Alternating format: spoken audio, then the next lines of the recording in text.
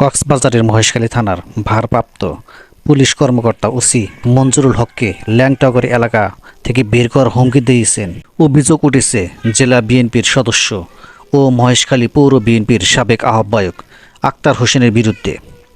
বুধবার দুপুরে মহেশখালী পৌরসভার দিঘিরপাড়ে আয়োজিত উপজেলা বিএনপির সাবেক দপ্তর সম্পাদক শফিউল আলম শফির স্মরণ সভায় তিনি একথা মন্তব্য করেন। সভায় পুলিশ কর্মকর্তা ওসির বিরুদ্ধে রাজনৈতিক পক্ষপাত, মামলা বাণিজ্য এবং আওয়ামী লীগ ঘনিষ্ঠ মহলের সঙ্গে আতাতের অভিযোগ তোলেন আক্তার হোসেন।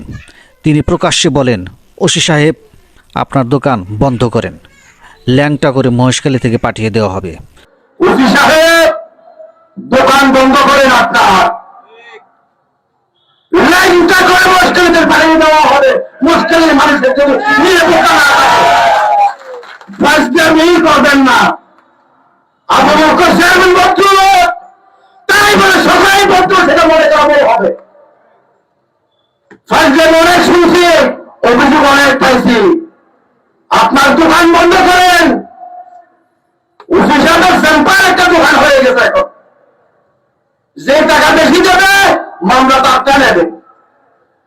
আমি আপনার রাষ্ট্রীয় বলতেছি, আগামীকাল থেকে যদি একটা কথা উচিত আপনার বিরুদ্ধে সেটা হয়, বাইর করে দেবো। আমি মজা করতেছি আওয়ামী লীগ সরকারের সাথে টাকার বিনিময়ে তাদের সাথে হাতাহাত করবেন। সব কথা আমার কাছে। বক্তব্যটি সামাজিক যোগাযোগ মাধ্যমে ছড়িয়ে পড়ার পর বিএনপির সংগঠন বিরোধী কার্যকলাপ ও হুমকির অভিযোগে আক্তার হোসেনের সব পদ স্থগিত করেছে।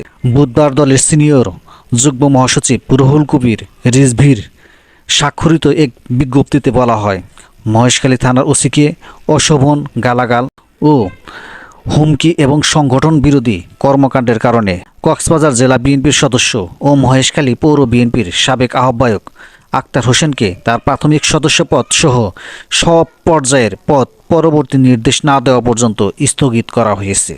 এই সময় বিএনপির বিভিন্ন নেতাকর্মীরা আক্তার হোসেনের আচরণে ক্ষোভ প্রকাশ করেন। সিনিয়র নেতৃবৃন্দর বিরুদ্ধে এবং ওসি মহোদয়ের বিরুদ্ধে যে রকম কুরুচিপূর্ণ আচরণ করেছে, আমরা তাও মোটেও আমরা কাম্য করি নাই। এটা দলের শৃঙ্খলা নষ্ট করেছে এবং দলের বানমূর্তি নষ্ট করেছে।